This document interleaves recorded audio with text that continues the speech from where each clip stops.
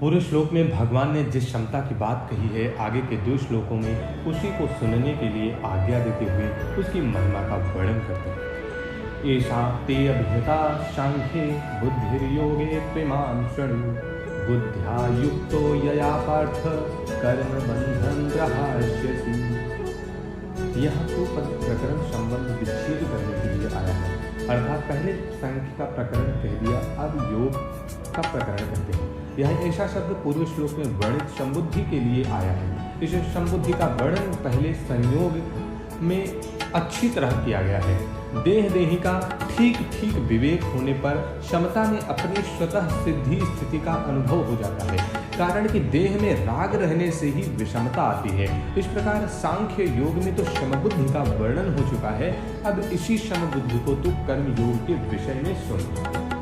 इमाम कहने का तात्पर्य है कि अभी इस संबुद्धि को कर्मयोग के विषय में कहना है कि यह संबुद्धि कर्मयोग में कैसे प्राप्त होती है, इसका स्वरूप क्या है, इसकी महिमा क्या है। इन बातों के लिए भगवान ने इस बुद्धि को योग के विषय में सुनने के लिए कहा है।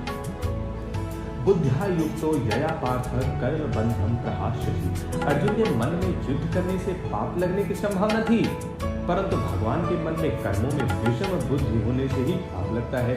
समबुद्धि होने से पाप लगता ही नहीं। जैसे संसार में पाप और पुण्य की अनेक क्रियाएं होती हैं, पर उनमें से हमें पाप पुण्य नहीं लगते, क्योंकि उनमें हमारी समबुद्धि रहती है, अर्थात उनमें हमारा कोई पक्षपात आग्रह राग द्वेष नहीं रहता।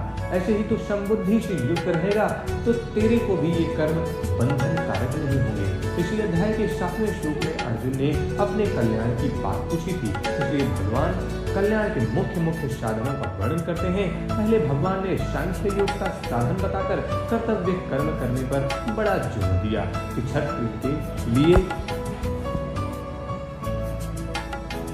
कर्मयोगी लोक संग्रह के लिए कर्म करता है।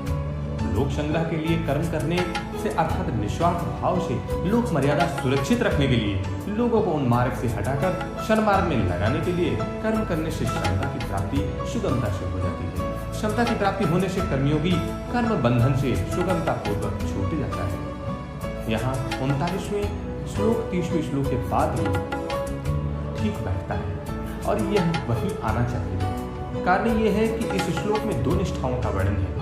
पहले 11वें से 30वें श्लोक तक सांख्य योग से निष्ठा बताई गई है और अब कर्मयोग से क्षमता बताते हैं। कर्मयोग के 2 विभाग हैं, कर्तव्य विज्ञान और योग विज्ञान।